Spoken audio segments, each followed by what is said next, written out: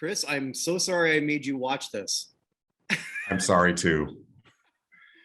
Welcome again to This Crap Was on National Television, and Chris Bournea and I, Kirk Buchner, we watched Cop Rock, the pilot, and okay, we're on the same age. So I remember the hype leading into the show, but I never watched it then because it didn't look like something I'd want to watch. So same. Yeah, I don't remember the hype leading into it. I just remember hearing that, the fallout of hearing it was one of the worst flops in television history. And I wonder, so I guess we should talk about how this even got on the air in the first place. We're looking at September 26th, 1990. And a gentleman named Stephen Bochco was one of the most successful television writers going. He had Hill Street Blues, which ran from 81 to 87, won Emmy after Emmy. That show was different than anything else that was on TV at the time. Yeah, it's like grittier. Yeah. Yeah. Grittier, more like a great ensemble cast. He also had LA Law, which was still going on at this point. Right. Not as gritty, but the same ensemble, but just a lot more pretty lawyers, but still tackling a lot of the whole legal thing, unlike anyone else had done. Even another show that he had on at the time that didn't fit that mold was a hit, Doogie Howser, MD. Wow, I didn't realize he had done that. I didn't either until the research. So wow. He was already a season into that. And you got to imagine, okay, I'm pitching. You're pitching this. Well, it's about a 16-year-old who is this genius, but he's balancing puberty and being a doctor, and he made it work. Yeah. So, wasn't there a reboot of Doogie Howser, or they were talking about a reboot? I think I know they did. I'm not sure if that actually aired. I know they were just going to recast it as a female. Right. Beyond whether that actually went on TV or not, I don't know. And I think that question alone, Chris, I think it sort of shows how different TV is from 1990 to 2021, where there's so many choices. We don't even know if that's actually airing somewhere or streaming somewhere. Yes, I know. Yeah. It very well could. So when Bochco pitched this, I don't think he had to try that hard. I couldn't find whether somebody had to pitch it to him or whether he had to work that hard to convince a network to pick it up. You were saying before we got on the air that this was conceived originally in his mind when somebody pitched to him Hill Street Blues, nice. Hill Street Blues, the musical on Broadway. Yeah, which is what I read was that he turned down the Broadway musical. I don't know why he would. It's like he wouldn't necessarily have to be involved. He could just sort of sign off on the concept and the story idea. It's not like that would have, consumed all his time creating a Broadway spinoff. I just don't know why he would turn it down. Well, maybe then because he didn't want to lose the integrity of the show that he had. I mean, once the show runs its course, then milk it, right? Yeah, I suppose.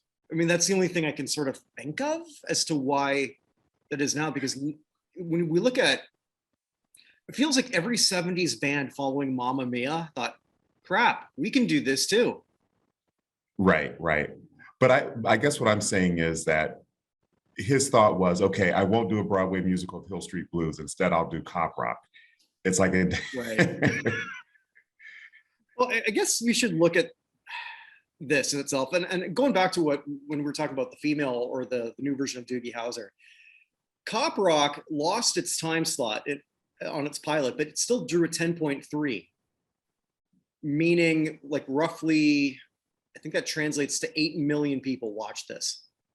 Yeah. Now, if that were on a streaming service or even a network today, that would be considered a hit. Right. But probably a lot of people just tuned in out of curiosity to like see the train wreck that they thought it would be. Or there's just no other choices. I mean, it's a lost to Hunter. Oh, That wow. won the time slot. Wow. The 12.3 or 6, I can't remember. I always sort of remember that show just for Fred Dreyer's very wooden acting, but it kind of worked, like Dirty Harry Light. Yeah, I never saw that show, but that seems like a good summary of it. Dirty Harry Light with Stephanie Kramer, I think was the woman. I don't know why I remember her name, but Well, I think I know why you might remember. I think I remember reading somewhere she was called the Brass Cupcake. I don't. So she was tough, but a sex symbol, I guess, is the. Sure. Why not? Why not? So we start off with Cop Rock, and then the overhead thing's a helicopter shot. Looks dark. It looks gritty. We're going somewhere. There's a bunch of police cars coming on their way. Whoa, we know something's going down. Looks like there's about 12 cops, and they're knocking on a door. We got a warrant for your arrest. And right away, you know, something's sort of off. We don't know why they're arresting any of these people. Nothing seems to be going down in this house, other than they weren't paying their light bill, maybe, because the lights were on. So we didn't really learn exactly why. Didn't see drugs. We saw one girl that sort of stood out, and she would be shown later because she was whining about getting her formula for her baby. Right. So I remembered actually this actress whose name is escaping me now because she just seemed to be everywhere in almost every little thing I saw in the 80s. I was going to say that she was like one of those 80s character actors that you literally saw her everywhere. TV, movies, even she may have done some commercials as well. She was in Roadhouse. She was in one of my first early romps, teen romps, Private School. Oh, wow. So, but you know, never going to be a big star, but you always remember her voice. Yeah. I'm not doing her any justice by not remembering her name, but I guess that's kind of the point because I don't know the name of any of these people for the most part, except for a couple. So they arrest, I guess the head guy, whoever he is. We later learned his name is Weeks, and 3 minutes in, he sings, "We in these streets, we got the power." Okay. Yeah, it was a song or a rap. It was trying to be a rap, I think. Yeah, I guess so. But it's her first tune. Which is, just so weird that they tried to do rap.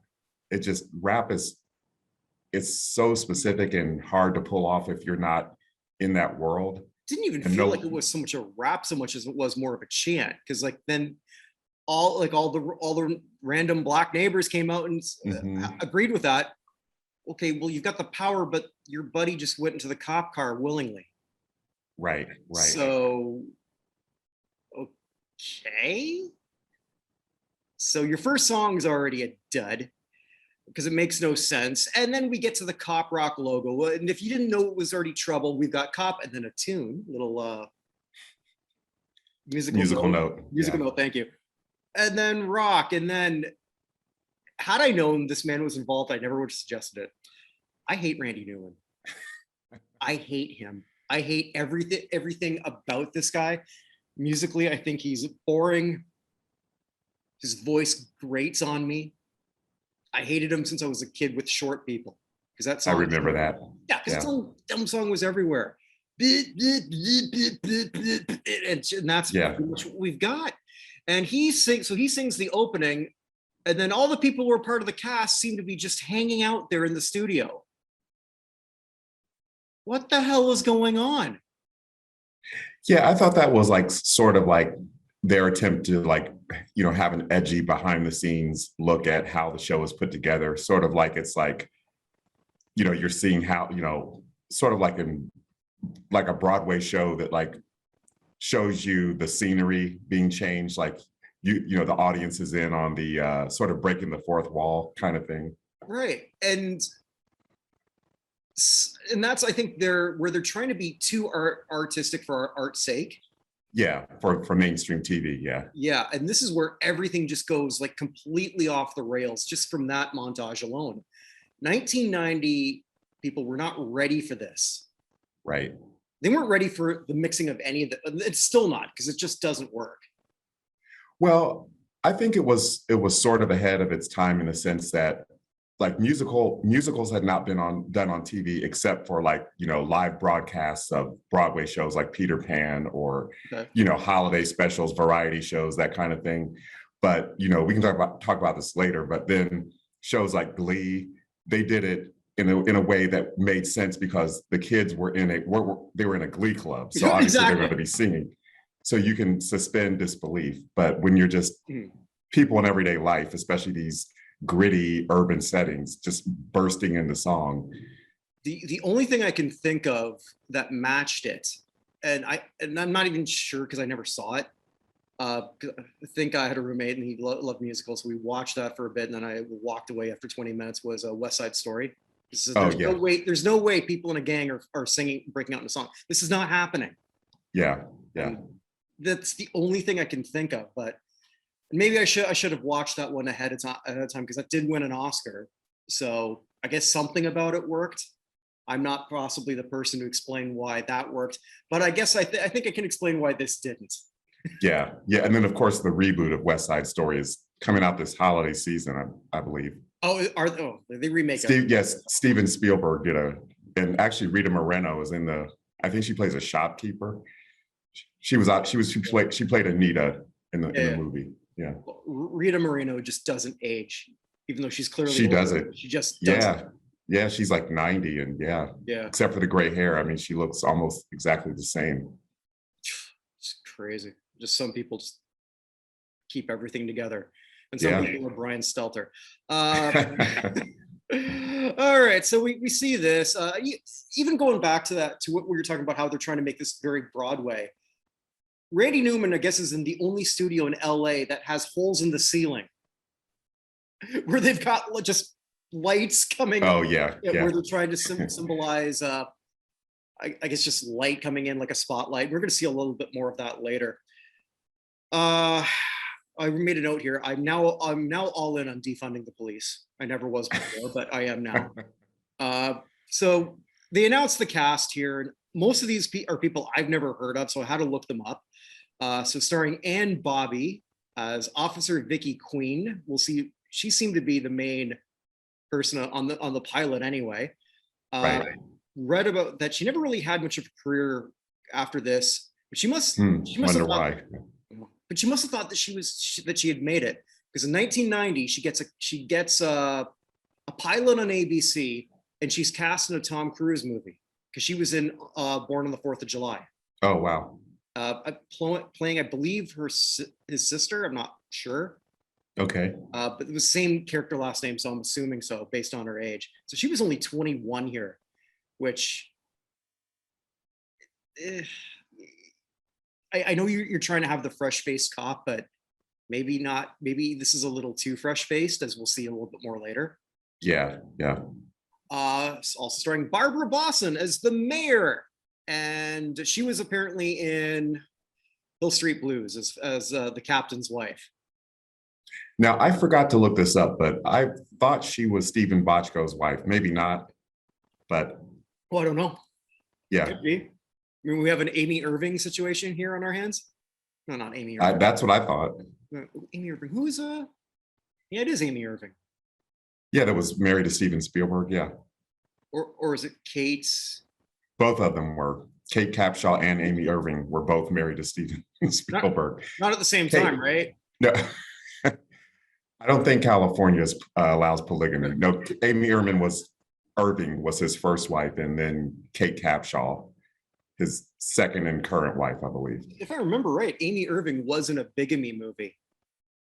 Mickey and Maude. Oh, Mickey and Maude, yeah. Featuring a small cameo by Andre the Giant. So, oh, wow. Yeah. That's the thing I remember most about that Andre's in that. Apparently the message of that movie was it's okay. I don't know, to be a bigamist, whatever. Played well in Utah, I'm sure. Yeah, really. Sorry, people in Salt Lake. Also starring David Giannopoulos, who played Officer Andy Campo. I never heard of him, but he was on General Hospital for 14 years after, so good on him. Larry Joshua as Captain John Hollander, who would later play a captain in NYPD Blue, another Bochco show. So I guess he felt he owed him. And he owed your friend, I think you told me this is the person you met, James McDaniel. Yes. No, not James McDaniel. We'll get to him later, the person I met, unless you want me to tell the story now. I thought it was him. Okay, well, I guess we'll get to that unless he's not in the main credits, but I thought he was. But so anyway, James McDaniel, Officer Franklin Rose, also got a role in NYPD Blue as a lieutenant. Right. I remember him. Okay. Ron McClarty is Detective Ralph Ruskin. Apparently his biggest role was before this as a narrator for the cartoon Berenstain Bears. Mick Murray, Detective Joseph Gaines, couldn't find anything out about him. Peter Onorati, Detective Vincent LaRusso, always kept working, but never anything. And the only guy I really knew right away, Ronnie Cox, as the chief. And he always played the heavy. I mean, for me, he was going to be Cohagen in Total Recall. Wow. Yeah, talk about typecasting. Well, when if you've got that certain look, you're going to get work. Yeah. He had just enough acting chops. He looked like the asshole cop. Run with it, I suppose. Yeah. So then we see it's created by Stephen Bochco, and then we go in court, guest starring Ernie Hudson. Actually, before we go further, who is that? So the one actor that you met who was on the show or you interviewed, he wasn't in the main cast? Well, he played the judge at the end, Carl Anderson. Oh, okay. So he didn't have a list. Okay, should we wait until we get to him, because he's the judge here is kind of why don't we go through the show, and then I can tell how the circumstances under which I met him. Okay, sounds good. Right, so they list off the guest stars. The only person worth noting for me was Ernie Hudson, because Ghostbusters, Ghostbusters, yeah. And so then they kept going. Took me a minute to realize it was the guy who sang in what I don't even know what my notes meant. I was drinking when I wrote it when I was watching this, so I guess we can move on there. So it turns out the bus generated absolutely nothing. They didn't have any drugs, and what they were able to find, they just decided, hey, this isn't worth it because our jail is full. All right, so the guy gets off. They're pretty happy with that. The only one who seems to get in trouble that we saw is the two moms, because there was two moms, the black mom and the white mom, who got some screen time, who was worried about the formula for a baby. Was she ordered to sort of like to get help, or not really? I can't remember. I don't remember that part. I just remember her going around the one scene where she told off the rookie cop about, oh, I'm sorry, you're sorry, but I'm going to wake up and not have food for my baby, and just went on this whole rant. She would later on in the show. Yeah. Of course, she probably didn't spend it on food, which I'm going to guess. Yeah. So we go to the detective's office, and I don't know what's going on. One cop is upset that the people got let go. I don't know which cop this is. And then the young female cop, who we did sort of get to see more of, that would, I guess, been Anne Bobby. So Queen, the character name. We learn right away that she's got a heart of gold. She just wants to take care of that. And she actually really wants to help out this, we'll just call her white crack baby mama. That about, sums her up. Yeah. So really wants to help her out, and says to the chief, or says to the captain, you think I'm silly? Like, no. So like we all learn that right away, this is the good guy. I mean, they're not even trying for subtlety here, which is another big problem of the show. In a drama, yes, you can beat over her head right away a character, but these are caricatures. Yeah. And that's the biggest problem. There's no depth to anybody here, because they're doing it like it's a play. Like, okay, we got to tell you this right away with dialogue that is very unnatural. And that does work in that Broadway setting, I think, when you've got to enunciate everything and you've only got X amount of time to tell this story. This doesn't work here at all. Like, did you find that too, Chris? You know, I didn't really pay too much attention to the dialogue because I was like anticipating when the next time was going to be that they burst into song. So I can't say that the dialogue made an impression on me one way or the other. And I think maybe that's also the other problem. They only burst out, what, 5 times? Yeah, that's what I read. It was like sort of had a quota of like 5 songs per episode. So if you're going to be this musical and you're not as musical as Glee, like you brought up earlier, or other musical shows like that I think are what, like 40, 60 in terms of... I guess they weren't trying to be a rock opera. Mm-hmm. But that is, and I read somewhere that they were so overwhelmed with trying to do this from week to week that they had to limit the amount of songs, because what I also read was that the actors sang live, that they didn't dub it, you know, like how they normally do a pre-recording shows, and they play the recording and the actors lip sync, you know, most of the time on TV when there's musical numbers. But this, they had to, you know, and you're doing take after take, so that's strain on your vocal, because if you're doing a Broadway show, you're just doing it, you know, in rehearsal, then that one time every performance. Mm-hmm. When you're obviously filming a TV show, you're doing take after take, different camera angles, and no wonder the singing didn't sound good. No, a lot of them couldn't sing. I was reading like an oral history of the show. One thing that was sort of universal, as much as all of those actors knew this was going to bomb after it first went out, got like, not when they were producing it, but as soon as the first reviews came out, they said, well, you know what though, we all loved each other and we had so much fun. And Ronnie Cox, who got cast, they just wanted him, even though, like he said, I couldn't sing. I never got to where he sang, because I mean, maybe it's in future episodes, because not very many characters sang in this episode, and I guess they're all saving it for later. I don't think they were that concerned about it. I think now if they were to try this again, which God, I hope they never do, you know, especially with the amount of things that they would have to touch on, which we'll sort of see, that you could not have done even 2 years after, let alone in 2021. Yeah. One thing I had read was that a lot of the singing was done by like secondary characters. I mean, throughout the series, not just on the pilot. Mm-hmm. A lot of the singing was done by secondary characters who were actually like trained, you know, Broadway people. Okay. Well, that would explain, because our first number is by a guy who doesn't make it to episode 2. Yeah. So let's see. So we go on here. All right. So then one cop I wrote down, what am I watching? Now the same two main cops that we're sort of looking at, she goes on patrol, and now we're with her partner, who I guess was in the opening montage, but things were moving so fast, you're not really sure who's who. So drives with her partner. I wrote down bad sexual tension, which would become even worse sexual tension later.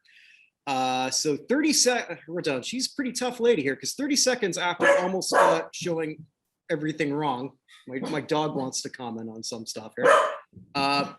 She says how she's a tough driver, and they find some white van that's got no plates, and they're chasing them, and sure enough, it's the same people. Or it's part of that whole thing. They block them off in a kids' park. Now there's 5 cop cars.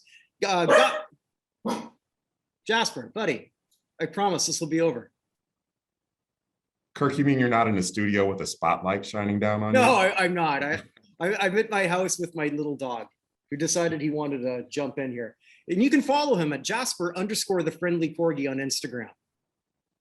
Which is funny, because they call flops dogs. So he just had to weigh in. And Absolutely. See, this is improv.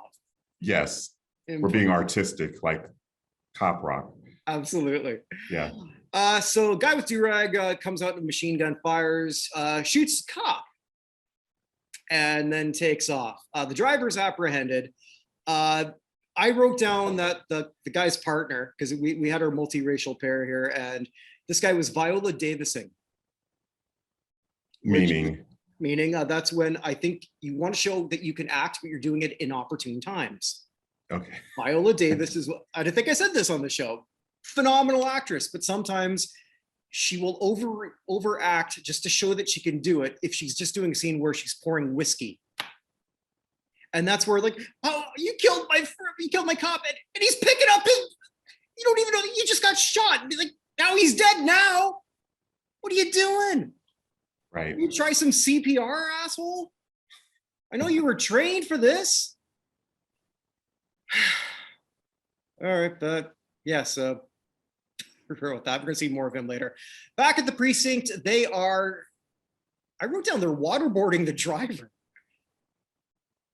Like, why don't I remember that? They were pouring water down his throat. Yeah, but I mean close to what it's playing this whole good bad cop, worse cop thing that you just can't do. You mean you can't do it nowadays? I suppose, yeah, that's true. Can't do it. You can't do it nowadays. Probably shouldn't have been doing it then. I would imagine that you're just trying to coerce a confession. I don't know how this stuff works. Maybe it's because I've never been in a unmarked van where my buddy shot a cop, so I don't know the scenario here. But I guess they're almost. It makes watching Law and Order SVU a lot harder, especially when I watch Christopher Maloney's character Stabler, and he would just go nuts on every perp.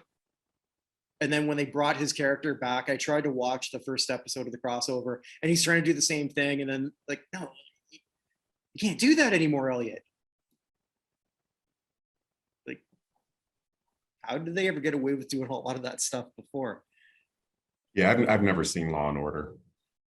Yeah, it's so like. And is that the one that has the 70 different versions, or is it like there's Law and Order SVU and yeah. I think there's only 2 on left, but yeah, okay. But SVU's been like gone on for 22 years now. What's the one that has like it's different cities like New Orleans and is that CSI or is yes, that yes, JAG or NCIS? Yeah, CSI. Like yeah. I don't know.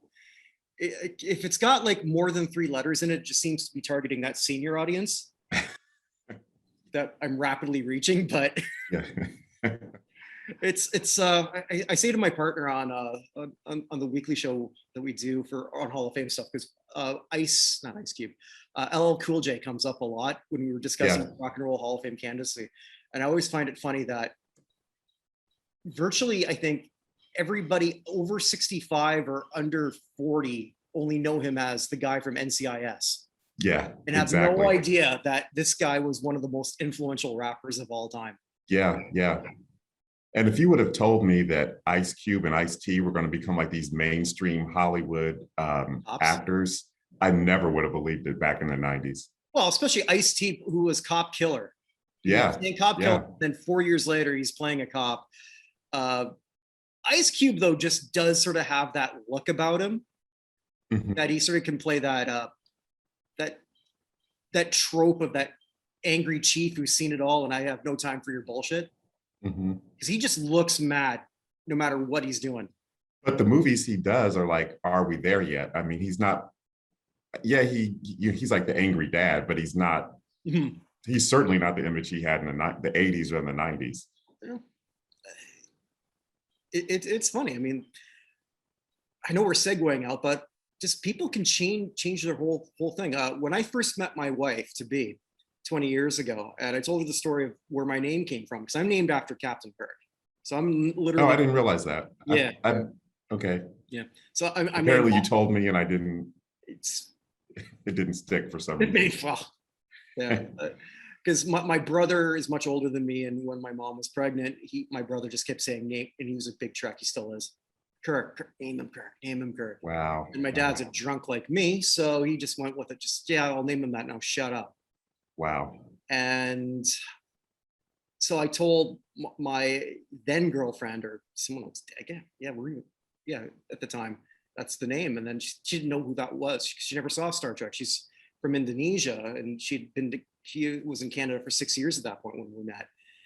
And Star Trek wasn't really, I'm sure it was played over there, but she never saw it. So then I said, this is the actor, this is the internet infancy. So then it's William Shatner comes up and she looks at me like, what? You're named after the Priceline guy?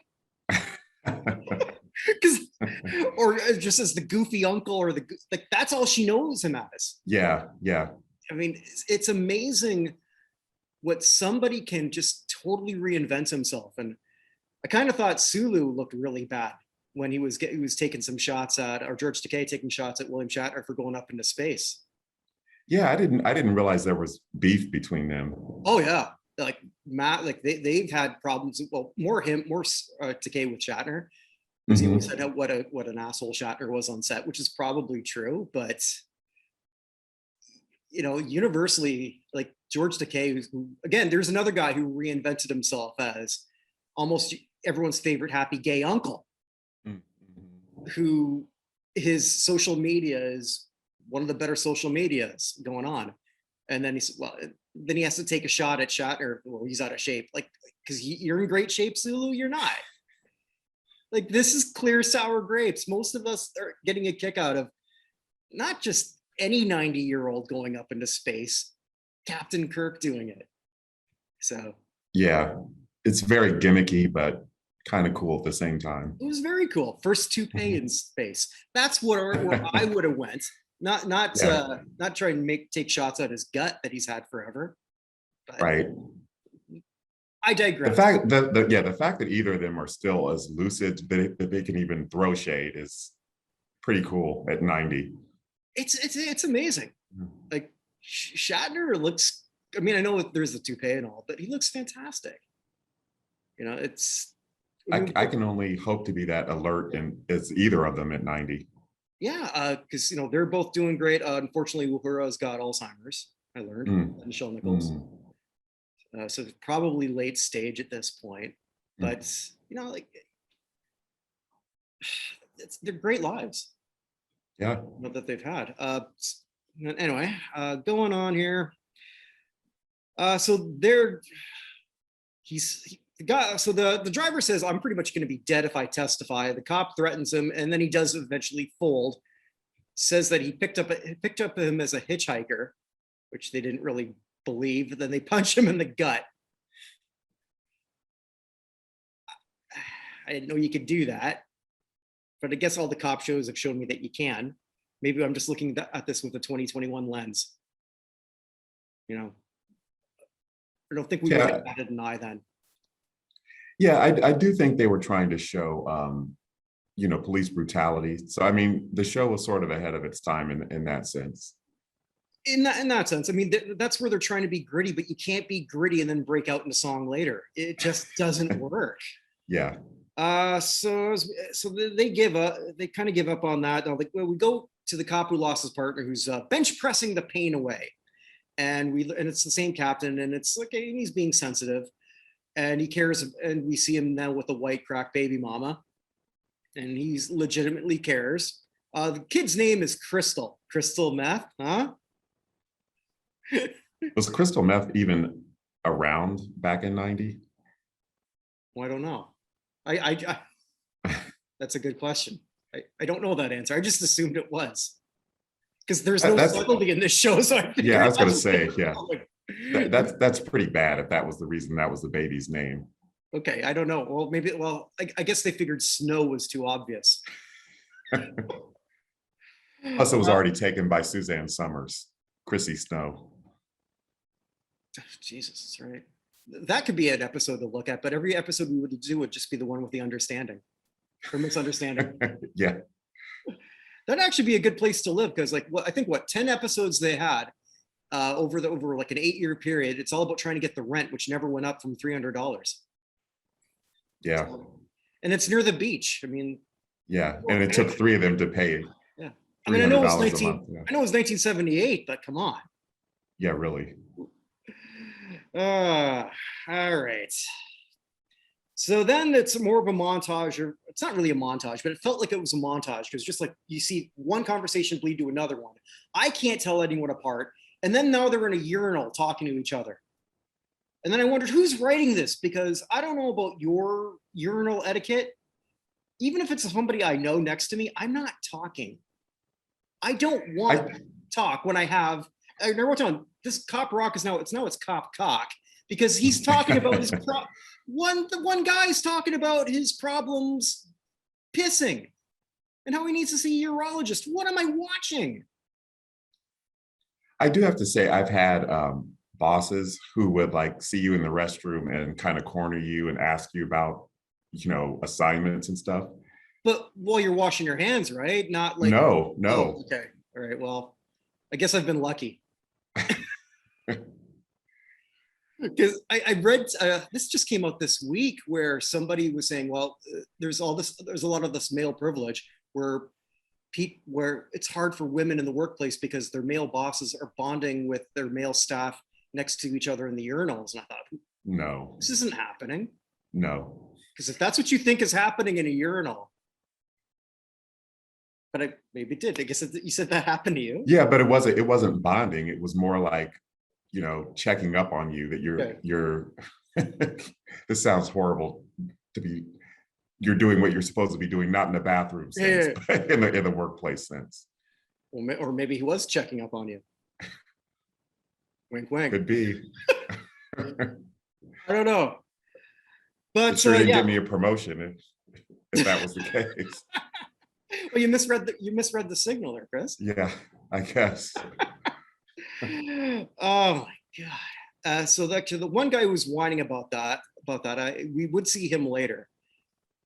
All right. So the main cop partners, they're off duty, and he's taking her home, saying to the young pretty girl, like, I dream about you all the time, and I got to go home. And like, there's clearly this tension between us, and this is right after they just watched their friend die.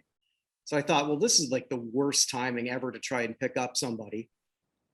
And then right after, if she's leaving the car, she says, I think about it too.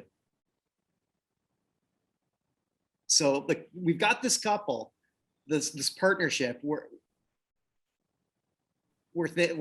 clearly they're showing that at some point it's going to be that Sam and Diane, will they or won't they? And here's the monkey wrench. She comes home, then her husband's the urologist, who's 30 years older than him, or not the urologist, but the guy who needs to see a urologist. Yeah.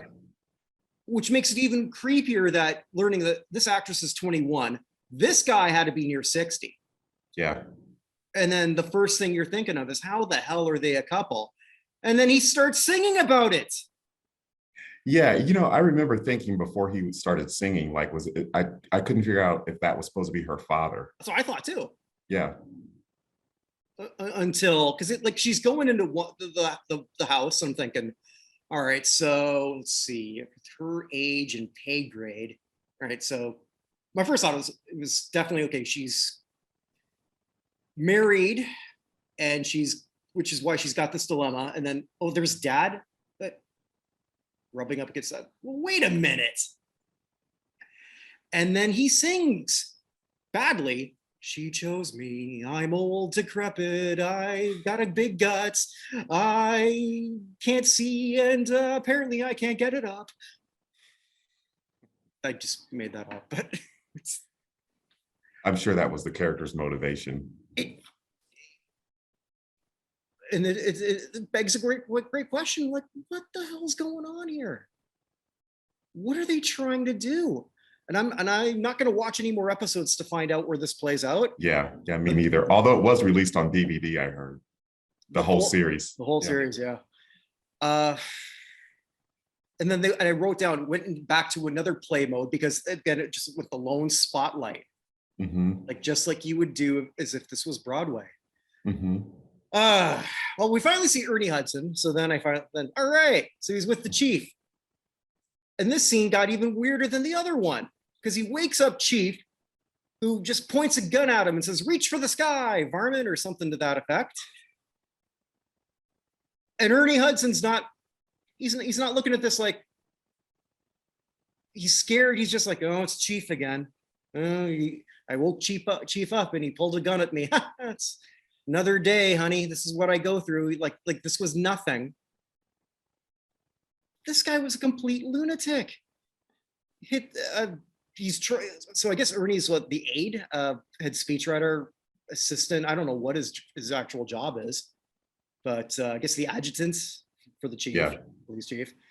And he says, you got to prep for this. Blah, blah, blah, I'll be ready. And then he hits a button. Then an animatronic cowboy comes and he shoots. Yeah. Like just like, I guess, in a fake way. And I don't know what I'm watching here.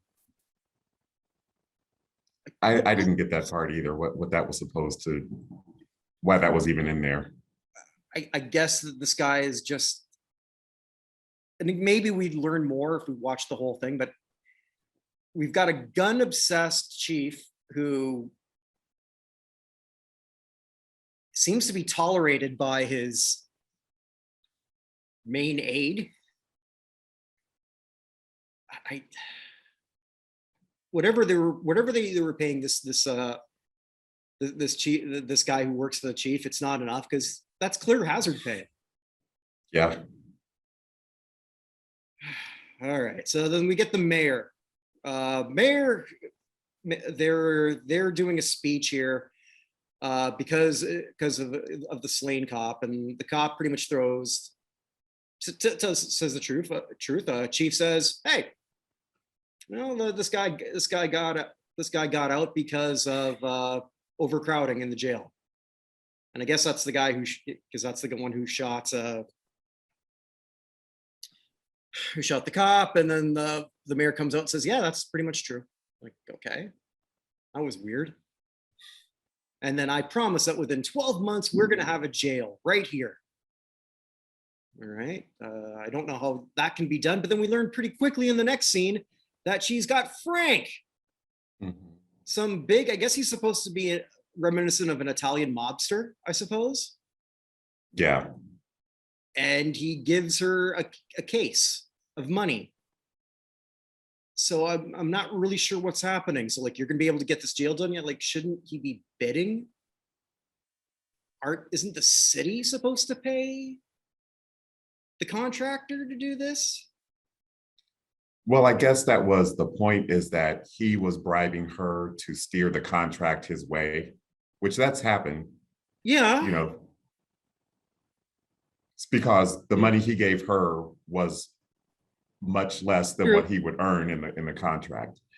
And I assume. No, and then she gets on. Because otherwise, why do it? The math doesn't work out. Yeah. You're right. And then she proceeds to sing that she's corrupt and she's from the wrong side of the tracks of Delaware. Okay, I'm the Canadian here, Chris, so you're gonna have to educate me. Are there wrong side of the tracks in Delaware? Actually, there are. There are. Okay. And it's funny you mentioned that, because the book I co-wrote with Raymond Lambert about his comedy club, he grew up in Wilmington, Delaware. Okay. So he grew up in the hood in Wilmington, Delaware, and we don't think of Delaware as being, rough like Chicago or New York. But yes, but she doesn't look like she came from the wrong side. I was so distracted by her big hair. Yes. I couldn't even follow what the lyrics of her song. This was big hair even by 1990 standards. Yeah, because I think by the 90s, hair had it was still big, but it wasn't that huge hair helmet that she had. Yeah, I think because there was right after the whole 80s and the whole Tammy Faye, and then that just sort of became more of an older trope. I'm trying to think of an 80s, or really any female politician in my lifetime that had the big hair, and I couldn't come up with one. I'm sure there have been. Margaret Thatcher, she had sort of poofy hair, but it wasn't that big. Yeah, no, yeah, actually, that's probably one. I mean, technically, I could say Maxine Waters, but I don't think that's her real hair. Her hair isn't poofy. I've never seen her with her hair like teased up like that. Yeah, I mean, I couldn't there isn't anyone that I could come up with that I don't know who she was supposed to be a mockery of. Yeah. I mean, there probably is somebody that they're thinking of that I'm not aware of, but Lady Bird Johnson. I don't know. But again, here's the same problem. No subtlety. Nothing. Yeah. There's no ambiguity on any of these people. Nothing. And there seemed to be also, I wrote down, maybe we'll see some of this later, but we're not, because I'm not watching this, sexual tension between the mayor and Frank. And I thought, looked like Frank was into what the mayor was cooking there. We go to White Crack Horror Baby Mama. and wants money because she says, I know where he is. They offer her $50 now or 50 later.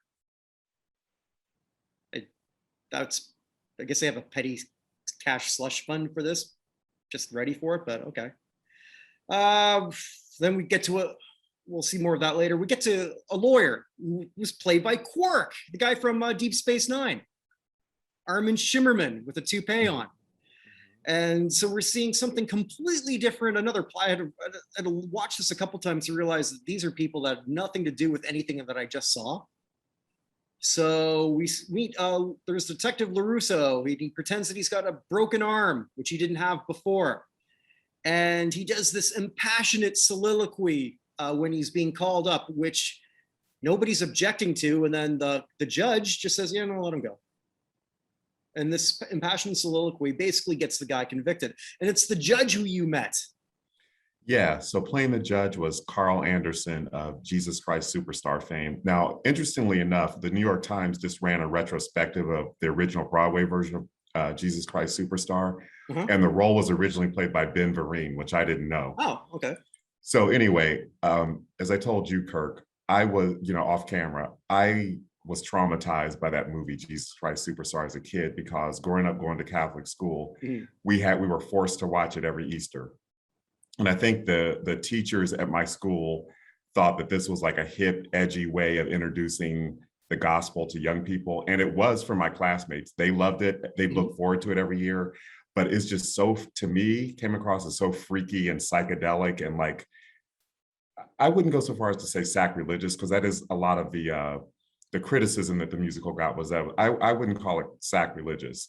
It just was bizarre to me. Just completely bizarre. I didn't like the fact that Judas, who is the villain of the story, obviously, was played by a Black man, the only Black character I think maybe some of the disciples in the movie may have been Black. I don't remember. So this guy was Judas? In the movie Jesus Christ Superstar. So one of my first jobs was as a reporter at a Black newspaper here in Columbus, Ohio, called the Call and Post. So I had the entertainment beat, and when the 20th anniversary celebration touring musical of Jesus Christ Superstar came to my town, I was assigned to interview Carl Anderson. I interviewed him over the phone, and I told him, I said, with all due respect, I respect you as an actor, but I hated the movie when I was a kid because it traumatized me. And he was just so cool and understanding and said, I'm sorry you had that reaction. Why don't you come to the after party after the show, and I can meet you in person and introduce you to some of the cast. So he introduced me to everyone who had been in my nightmares. And you would think like exposure therapy, like, being exposed to what you've been, what you have a phobia about. It only caused me to have worse nightmares. And I was 21 at the time, but still it was like, it's just, and even they did a version of it with John Legend, a TV version of it with John Legend a couple of years ago. Did they? I had no interest in watching it. It just, even when I hear the theme, like you talked about the theme song, hearing the opening notes of the theme song just makes hairs raise on the back of my neck. It's just the most bizarre version of the gospel I've ever seen, and have no desire to see it again. I've never seen any of it. I just know the theme song. It was totally 70s. It was like after Judas hangs himself, he comes back in like a disco suit, like this white disco suit with fringe hanging on, and like two background singers wearing rainbow afro wigs. It's like, okay, what does this have to do with biblical times? It was just so freaky and so bizarre. And like I said, I felt like it was made by people on acid. Andrew Lloyd Webber was only like in his 20s at the time, which I was surprised to find. He was like 26 or 27.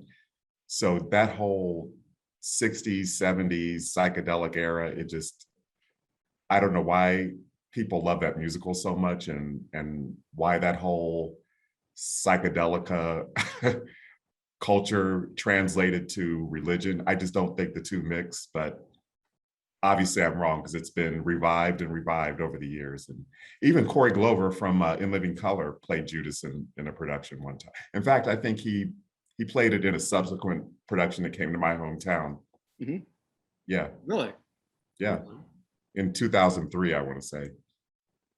But Okay, so I've never seen it, but is like the music itself, does it stand out? It's Because this music doesn't. So maybe that's well, the music is like rock. It's a rock opera, like okay. Evita and like other Andrew Lloyd Webber musicals. Mhm.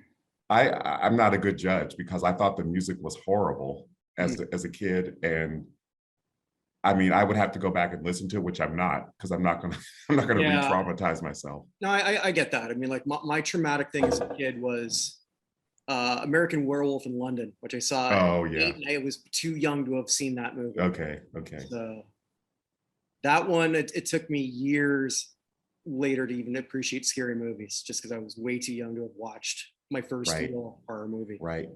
Uh, You were like what, maybe 9 or 10 when you saw would it? have would have been, yeah.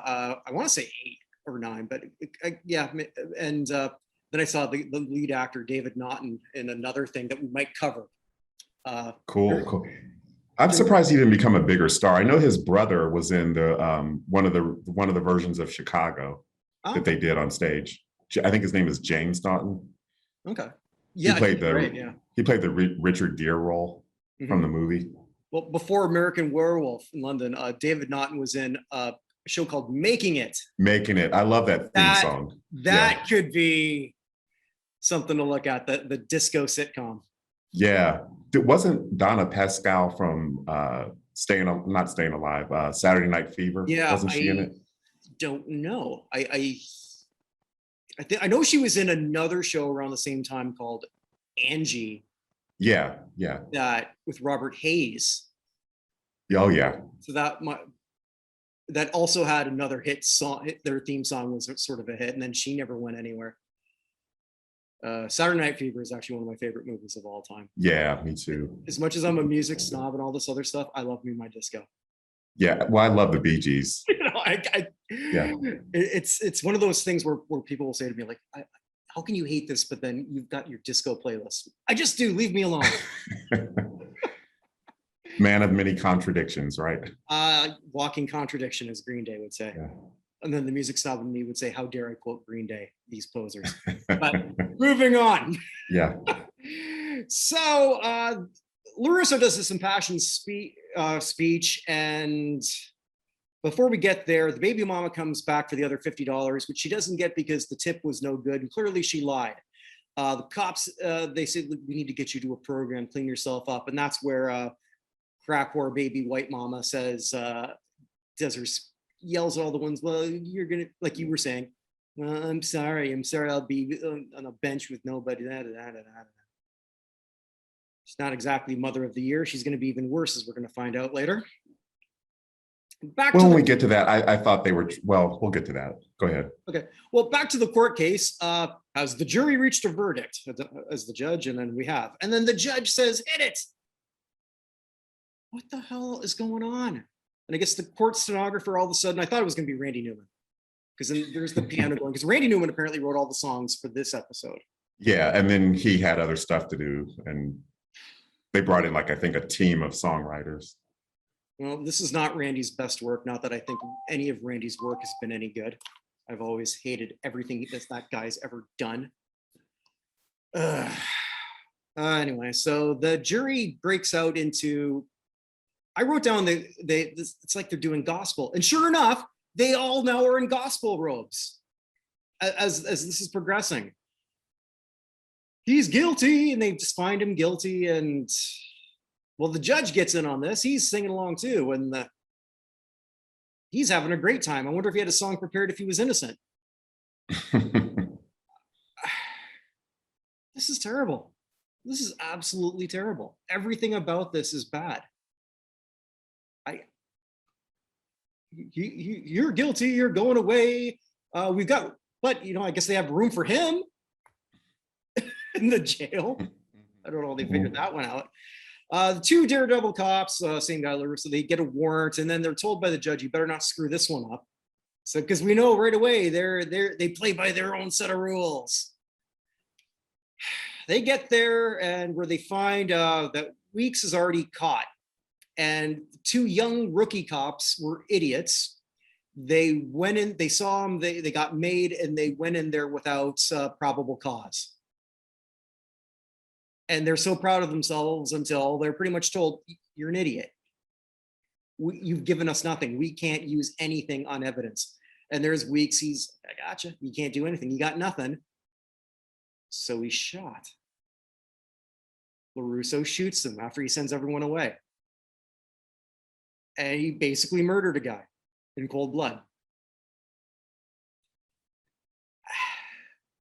I don't know. I know they're trying to sort of like give these people depth, but there's no depth here. There's no subtlety. There's nothing to what's going on at all in any character whatsoever.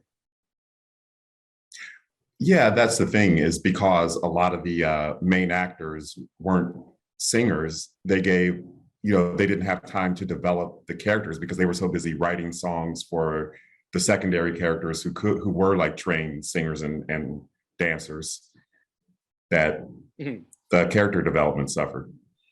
That's such a great point, because you've got 48 minutes here. So let's say just say 46, taking out the opening credits and the closing credits. Yeah. You've given up 15 minutes for songs. So you have a drama where you now have 31 minutes of character development in an ensemble. Right. You can't do that. It's never going to work. They developed 0 characters out of this, except give, and like I said before, caricatures. Things that are hit over your head so quickly that there's no reason to invest in anything. I mean, why did Breaking Bad work with Walter White so much? Because of the whole slow progression of everything around it. There's nothing here. There's nothing for any of these people to progress to. Like, what's going to happen? The Chief's going to get wackier? How do you get wackier than what he already did? How is this LaRusso guy going to get worse to already killing somebody cold-blooded? Yeah, he killed somebody who was a bad guy. It doesn't matter. He played judge, jury, and executioner. You can't do that. I guess the head detective says, well, I know you did this. Yeah, so where does this go? Where does any of this go? And then it ends with white baby crack mama selling her kid for only $200. That's it? You were so concerned about getting formula 40 minutes ago. So even when you're trying to progress something, you got nothing. We're assuming she's buying drugs with it. We never actually see her do any drugs. We never see any drugs, period. Do we? Do we even see drugs at all? She was smoking a cigarette. That was the only thing. Right. But so like nothing. I mean, could you show drugs on a TV show then? I think so. Well, maybe not. There would have been a way for them to imply it that was a little more explicit, I think. Well, yeah, they just kept saying you need to get into a program, but the actress, white baby crack mama, doesn't look strung out. Right. Because again, you and I, we recognize this actress. I feel so bad. I'm not even saying her name, but it doesn't matter. I've seen her look much worse than this around the same time frame. Like if you look at the way she looked in Roadhouse, she looked more haggard. And that was around the same time. So like there's nothing going on here. This is a disaster in the writing, in the music. I mean, and you think, well, I've got Bochco writing it, how bad it's gonna hit. I got Randy Newman writing some songs. This is gonna hit. None of this worked. I have no good thing to say about this. I can't think of one thing that I thought they did right. Well, I think I saw an interview with the man who took over as like I think he was the composer. So he wasn't writing the actual songs. He was like doing the score between scenes or whatever. And he said he read the script and told Stephen Bochco, this is not going to work. Don't do this. And Stephen Bochco did it anyway. So I think Stephen Bochco had a deal with whatever, I think it was ABC, where he was basically given carte blanche. So it was like he had room to experiment. It wasn't going to ruin his career. It almost because he had these other hit shows, at least LA Law was still running. And he had a deal that allowed him to, even if this flopped, to keep producing shows. So he was perfectly free to experiment. I think also what makes it lucky for these actors, again, none of them really made it big, but I don't think any of them were going to make it big anyway, because none of them were particularly talented that we could see, that Right. really stood out. And I don't think any of them, whenever they, I mean, I could be wrong. I mean, I was looking to see if any of these actors ever said it hurt them. The only one who ever I found a comment on that was Ronnie Cox, and it was never going to hurt him. He was always going to be able to play a heavy no matter what. So he wasn't affected at all. I just don't think that any casting director said, well, okay, you've got this cop rock stink on you. You know, it's not like when we looked at Joni and Chachi. It's like, well, you're forever Joni. And yeah. You know, like there's nothing going on here. It's just like, all right, try to get this role. I don't know how they were casting it, because they cast people who could sing, who said, okay, can you sing? And, you know, not so much. I mean, certainly the guy who's singing, like, she chose me, this guy can't sing. Like, what the hell? He could barely act. They were giving nothing to work with. And I always ask you at the end of this, whose fault is this? We already know. It's Bochco. This was a case of a bunch of people who I honestly think thought they knew better than an audience. And we've seen it time and time again where television executives or music executives get in the way of the artist. And we hear about that from the artist saying, like, well, they didn't understand my vision. Here's the exact opposite. The executive should have done something. Yeah, like I said, I think Stephen Bochco, because of his track record, was just given carte blanche to experiment. I mean, and you can look at it two ways. You can look at it as, oh, how daring of him to experiment. He was doing something, you know, even though it was badly executed, it was original. Or you can look at it as his ego was just, you know, he let his ego run away with him and didn't listen to good advice. Well, maybe people who knew it was going to be flop. Maybe he didn't get that much advice on it. Well, the one composer who was a very, very, I don't remember his name, but he was a very, very accomplished musician, and he had won like Emmys. If you don't listen to someone who knows music and tells you this is not going to work, and maybe he was the only one who had the, you know, cojones to stand up to Stephen Bochco and tell him this is not going to work. That could be. I think also when you're hiring a bunch of unknown actors, which most of them were, a couple who did have a name already worked with Bochco, so they were going to follow him anywhere. Ronnie just didn't give a shit, from what I read. So like the biggest name is like, oh, fine, whatever. You're hiring me and you know I can't sing? Okay. Yeah. You know, so he also, I think, surrounded himself with a bunch of people who didn't know any better or didn't feel they could say anything. So to your point with an ego, who had the biggest ego in that room? And I don't know anything about Stephen Bochco's character. I got no clue. But this was something that I'll give him credit for thinking he could try something different. But wrong time, wrong idea. I don't even think there's a right time for this. Can you imagine? Because this was in 1990. So let's say hypothetically, this terrible show debuts a year and a half later as a 1991 mid-season replacement. And then 3 months later, the LA riots happen. And then they try to have them singing and dancing. What would they have thought of then? Well, let's tap into what's really going on. Let's have the rioters sing. Yeah, I think it would have gone over as well as Kylie Jenner's Pepsi commercial, where she hands a Pepsi to both a rioter and a police officer at a fake riot. I thought this solved world peace. We're not all kumbaya now. No, it didn't work. Yeah, because that's it. That's the secret to world peace. A billionaire white girl who is the fullest definition of privilege in the entire world. Absolutely. What metric you use. Yeah. I guess Taylor Swift didn't answer her phone that day. Well, Taylor Swift is talented though. Yes. Yeah, I don't like Taylor Swift, but she's massively talented. I can say that.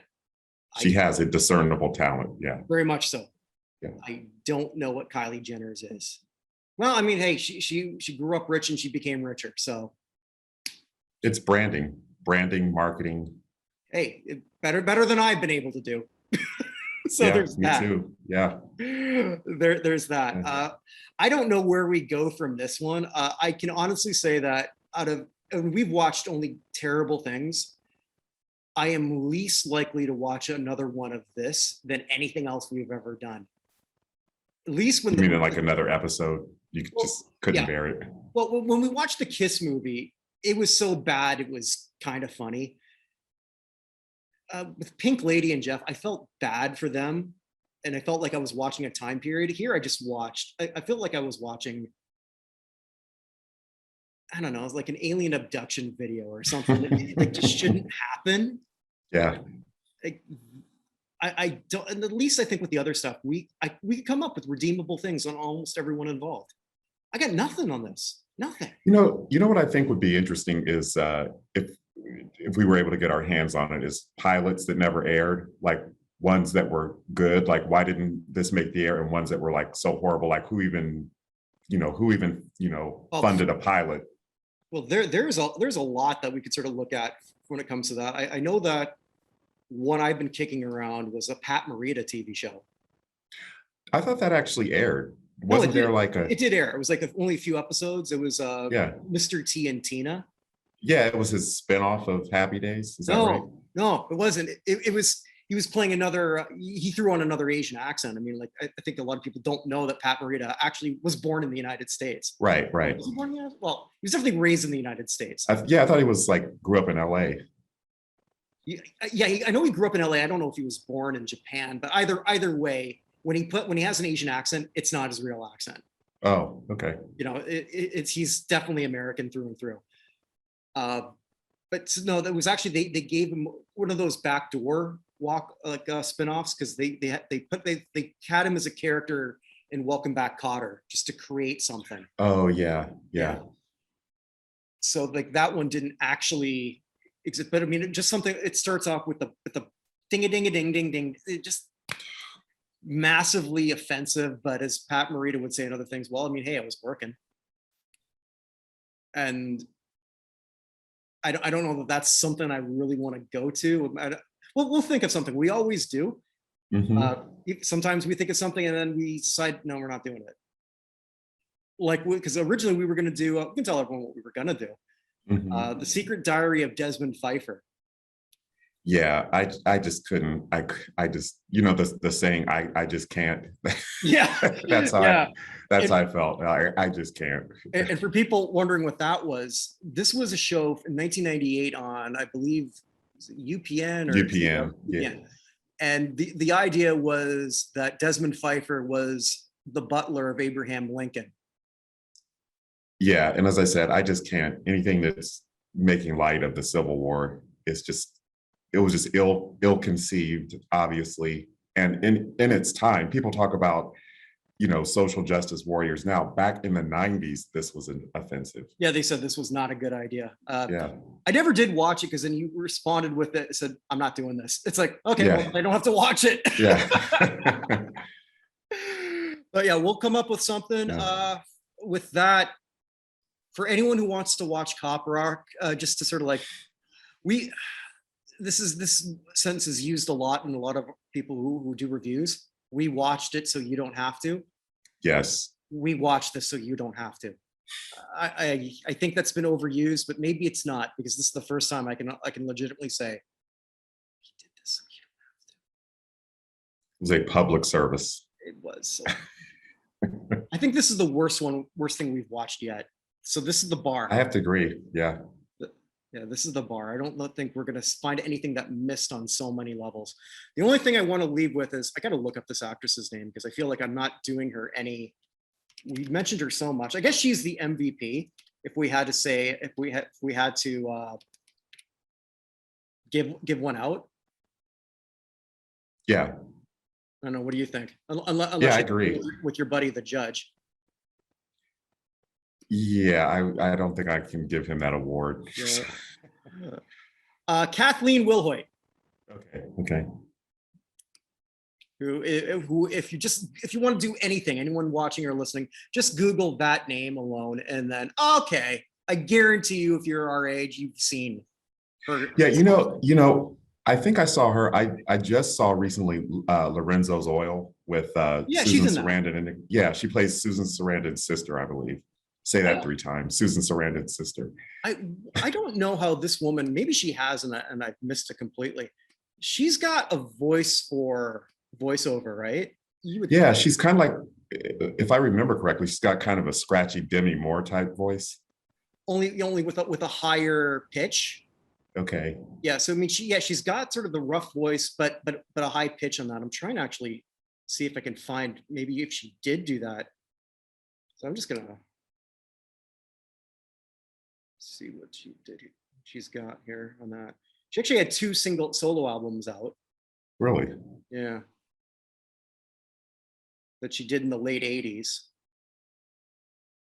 It's kind of like E.G. Daily. Remember E.G. Daily?